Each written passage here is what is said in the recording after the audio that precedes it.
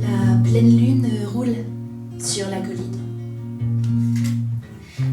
La pleine lune roule sur la colline après qu'un grand vent d'ouest lui a fait son lit dans le ciel. Emma Fulconis n'oublie pas la phrase que le père de Stéphane a criée. Elle ne l'oublie pas, même si elle s'éloigne. Elle l'oublie peut-être d'autant moins qu'elle s'éloigne, qu'elle prend du champ.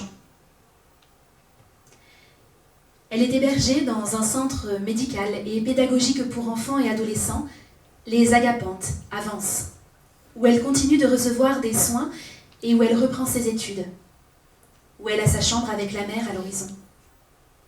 Un trait de mer dont la vue enfin la réjouit. Depuis sa chambre de Vence, elle voit la mer, pourtant si loin. Elle respire.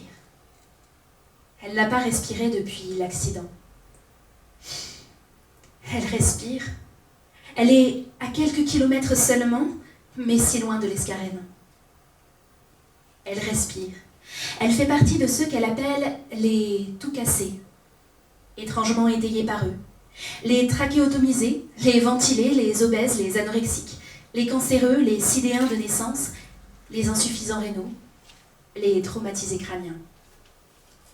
Les éclopés que l'on répare, les blessés, les malades et leurs prothèses, leurs béquilles, leurs tuyaux, les tout cassés. Sortis du rang de la normalité qu'on s'ingénie pourtant à vouloir leur rendre.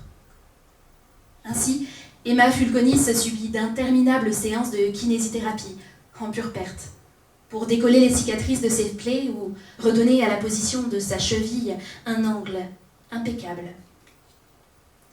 Elle se lie à une fille qui a souffert comme elle du syndrome des loges, après avoir été opérée d'une jambe décrétée plus longue que l'autre, mais d'une manière si insignifiante que sa démarche n'en était pas affectée, que personne ne s'en était rendu compte jusqu'à ce qu'on mesure ses jambes. Mesure. Mensuration, statistique, standard, normes, rabotage. Quoique. Emma Fulconis n'a plus de petites ailes aux chevilles. Mais les omoplates de son corps amaigri sont des ailes bien plus grandes. Ce ne sont pas des ailes pour aller plus vite, ni pour s'envoler. Ce sont des ailes pour réendosser son corps insoupçonné, sa démesure. Agapante, fleur de l'amour